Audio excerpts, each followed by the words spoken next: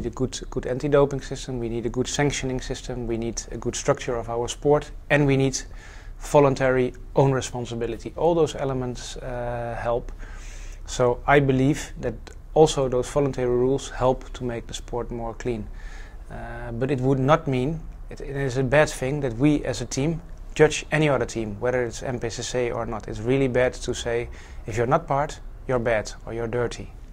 That's also not ethical. That's what we should not do. We should stay close to ourselves and say we believe those voluntary rules, this own responsibility, is one of the elements that help to make the sport better. And that's what we should plead for. And then hopefully more and more people will do it. But at the same time we have to respect that maybe other parties in cycling have their own way to contribute to a better sport. That's what we have to accept.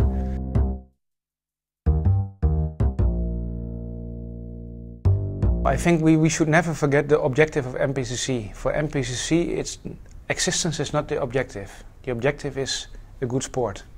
Maybe one day we don't need the MPCC not anymore. That would be the blue sky scenario, because we are there where we want to be.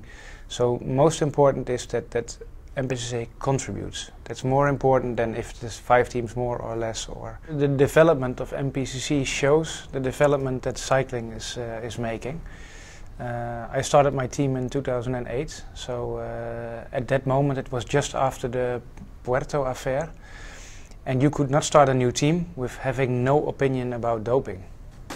So you had to have a position that was very clear to me and for the people who work for my team that they want nothing to do with doping. But then there came more scandals, the Armstrong case, USADA report. And then more and more the outside world, not the cycling world, but the outside world, the doping became almost criminal.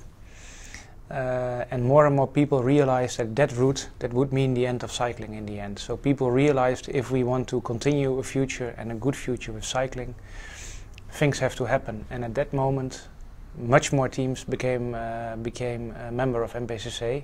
Fortunately also much more international, but it shows that the development that the sport of cycling is making, that for more and more teams it's a priority that we get the image of doping out of our sport.